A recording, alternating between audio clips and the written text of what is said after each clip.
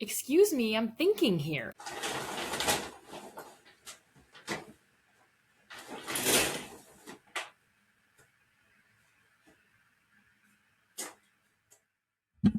Hello, hello, hello. Yes, everything looks different.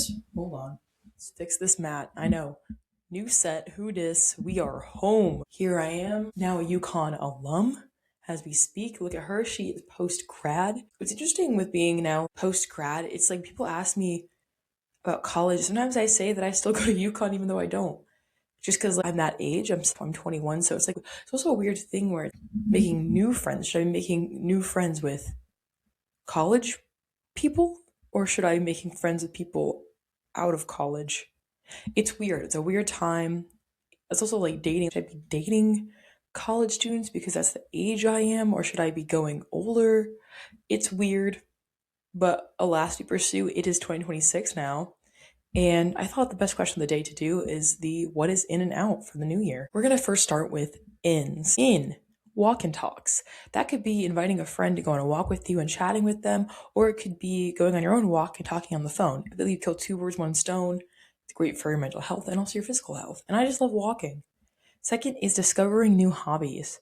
Don't limit yourself to what you already do, expand your horizons. Like I just recently got into crocheting. I made a scarf, and then I made a scarf for my mom, and then I made a hat. Now, the first creations are always pretty quirky, so I keep those for myself because I would never subject anyone to wearing that. Like, okay, I didn't just get my hat, I also got my scarf. So let's first start with the scarf here. If you look closely, at the end, you see that it kind of looks like a slash. Well, that's because as time went on, I got tighter and tighter with my crocheting. So both ends look like slash marks. I think the other one's a little more, yeah, it's even more prominent. Look at that. Look at that. That is like a 45-degree angle right there. Geometry. Okay, then we have the hat. I made it too big. I knew I had a big head, but I made it literally like it's too big for my head in so many different ways. The shape of it is goofy. It's just so awkward, but I was really proud of the pom pom. Let's appreciation for the pom pom. You really got to roll it, and it doesn't even keep my head warm. Like I went on a walk today, and like my ears were really cold. Even though it covers my ears, I just think it must be the type of yarn that I did. Saving money, that's also in for the new year because now that I'm out of college, I have to be an adult and like for rent and insurance and car stuff. And that's just kind of scary. So I have to save money and make sure I can afford that stuff. I want to be financially independent. So I'm saving money. Healing your inner child, like doing things because why not? What means that you're too old to do these things? Why can't you just do them? Like for instance, I went to a basketball game. Before the game, children and teenagers were like, shooting around on the court beforehand, and I was like, I said, I turned to my parents. I was like, "What's stopping me? Why can't I? Why can't I do that?" So I went there, it looked like a fool. I was playing on the side where the toddlers were, and the 5-year-old made more 3-pointers than I did. It was not fair. And after a certain point, I did get embarrassed because I was like, why are these 5-year-olds showing me up? And like the ball is literally bigger than their heads and their torsos combined. So I cut my losses and returned to my seat. Outs. Listening to only 5 artists. It like pisses me off when people who listen to music only listen to like 5 different singers, and it's like the music world is so broad. I feel that's so boring. Listen to the same 5. Like people aren't coming out with new content every week. Like I would get so bored. Reading classics. Currently reading all the books that like everyone read at their high schools except for me, like Where the Red Fern Grows, Of Mice and Men. And I have to say, I'm very bored. Why are these classic? I've been reading Where the Red Fern Grows. I have like 20 pages left, and the whole book is just about these dogs that hunt raccoons. That's the book. Boom. I did it for you. Like you don't have to read it. I feel like I've wasted every single minute that I've read that book. I have learned nothing from it. There's not really a plot either. So many better page turners that came out in the last 10 years. Chewing gum. I used to be obsessed with chewing gum, but now I really have like a strong aversion to it. Not only other people chewing gum and hearing them, but also me personally chewing gum. I feel like I get bloated and gassy whenever I chew it, even though in the moment, but even the flavor doesn't even last that long. So like the instant gratification isn't even there. European showers. we'll talk about that later. But yeah, I have now a personal vendetta against European showers. That's a perfect segue for what we're going to discuss today for this episode. That is my family's trip to Austria. Yes, we went to Austria for 12 days to visit my brother. Austria is apparently the best European country to be in during Christmas time. They really go all out. Like every street corner has a Christmas market. The streets are decorated with holiday lights. It is beautiful. It's quite the winter wonderland, if you ask me. In this Christmas season, I wasn't in the Christmas spirit. It was just a different kind of Christmas, honestly. And so being there in Austria, immersed in all the festivities, did help. The episode is going to be broken into two parts because there's so much to say about Austria and just observations, like cultural differences that I've noticed or things that I think we should adopt. First one is, as I said, the showers. Let me just demonstrate on a real shower. So here, our faucets are at the short ends. They're either there, front, or the back. Whereas in the European shower that I was in, it was here. It was here. And also it was like a hand nozzle. It wasn't like a shower head. So we had to like rig a system where we could like go under it. So one time I was stepping into the shower and I actually slipped and hit my foot. And that same day we were going into Vienna and I was hobbling my way around Vienna. It still hurts to this day. It's been 9 or 10 days since it happened. I thought I fractured it. I went to the walk-in the day after we got back and they said it was just swollen. And because like they don't have ice. So I couldn't even ice it. Also, I'm walking 15,000 steps a day. And yes, I did run. That was not good. I should not have done that. And like, so there's no rest. There's no ice. I can't really elevate it because I'm either walking or on like a train standing because there are trains, like there's not a lot of seats.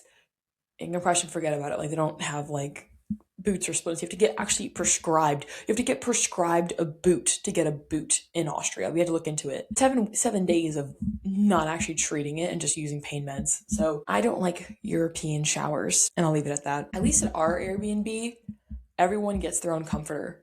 Like in the queen bed, my parents slept in it, but each had their own comforter. It wasn't one for the whole bed. I thought that was genius. My parents loved it because my dad really likes to swaddle, whereas my mom kind of kicks it off. So that was great for people that have climate control, like couples that have climate control differences. Apparently, my brother said some people don't use soap every time they shower. Like they just let the water fall on them and they're like, yep, I'm showered.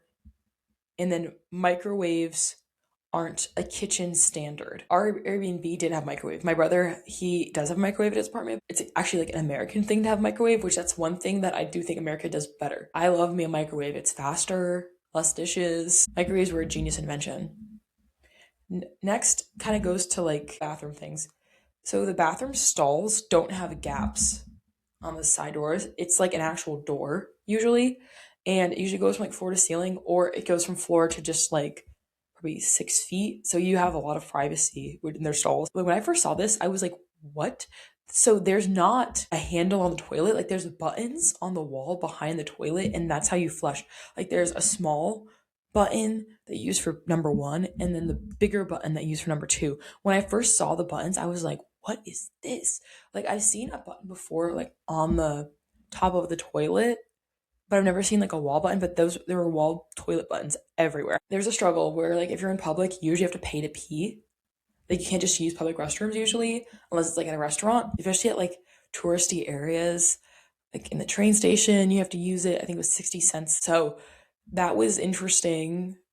Just being like, oh, I have to pay to pee. But I guess it makes sense because they're cleaner because like they have more money to pay for maintenance and all that. And then waste management, one of the many things, is that they're very environmentally conscious. And you have to separate your trash. There's like 5 or 6 categories. And so honestly, you really need like 5 different trash containers, or else you have to like dig through your trash when you bring it out. Plastic, paper, compost, glass, regular waste is kind of like just miscellaneous, catch-all. And I think there's like another category. And when I first saw that there were like categories, and also it's also in German. It's in German. So I'm just like reading it and I'm like, I don't know what it is. There's not a picture. I have to Google translate a trash can to see what I can put in it. So that was a fun time. And then mechanics. So their light switches are squares. Ours could be like something that you flip up and down, or it could be like the rectangle, but they're squares. They're like full thick squares, and you just kind of press them. Those are the light switches. When you put your hand on the door handle, you don't know if the door is push or pull until you push or pull on it. It's very humbling. Quickly, we learned what is the German translation for push and pull. I know that the one with the Uber U is the push. I think it's drücken, I think is how you pronounce it, but that's push. I know my brother's apartment, and then it was the hotel we went to, that the card that you use to get into the building is what you use to turn on the electricity. Like there's a little slot right by the entrance where you put your card into, and that's how you can use the lights and plugs in the place, which I thought that was very interesting. And apartment numbers are on the ceilings instead of next to the doors. At least that was at my brother's apartment complex. You have to look up, and the number is like on the ceiling, like right above the front door. I've been really a vegetable. Like the word of the year for me right now has been vegetable, because I have a job lined up, but it hasn't started yet. So I have about like 20 days that I'm just kind of freeloading, and it's really nice because I know it's temporary. So that kind of is how I justify it. My foot, like I can't really be as active as I want to be. So I've really just been kind of vegging, and it's been pretty exquisite. My screen time has probably doubled at this point, which I don't like, but I don't plan on changing it until I have a job and like I'm actually busy and have other important things to do, but I really don't have any other important things to do right now. All right, next category is shopping. First one is basically the Austrian equivalents of places in America. So first, like most obvious one is Hofer, which is their like discount grocery store, and the logo is the exact same, but it's just called Hofer. And then there's also a place called Spar that I would more group as like ShopRite. Apotheke is basically a CVS. It has a tiny walk up window. They don't have a drive through for picking up prescription. It's a walk up. You walk up to the window. And then last but not least is, I don't know how to pronounce it. It's like Teddy. And it's like basically like a Dollar General. Sales tax is already in the price. How much it is how much you're paying. That's really helpful. And therefore, people usually pay the exact amount. Like you can tell if someone's a tourist if they ask for change. Like at the grocery store, like their checkout system is so efficient. It's crazy. Like I feel like it's a challenge for like us, the consumer, to like get the money ready, have our stuff bagged before they're done. The tipping is not expected at restaurants. When the first few times we ate out, we were like, this feels weird, like not leaving a tip.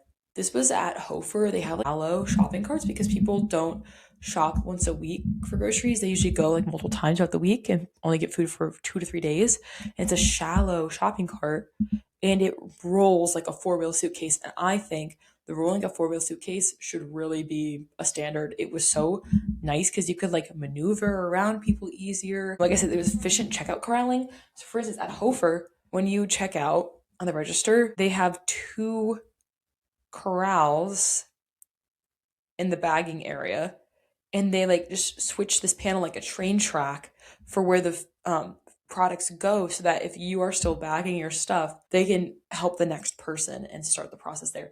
It's so efficient. It's nothing is open on Sundays. I think that's really great for work-life balance because people know they're guaranteed to have at least one day off. And last but not least, what I thought was really surprising was there's so many lingerie stores. Like there's lingerie stores everywhere. You just kind of go down a street corner and there's one. Boom, bras. Boom, garters. Boom, thongs. Boom, lace. Like I was not expecting that. All right, I think I'm going to stop this here, and we'll do part 2 in the next episode.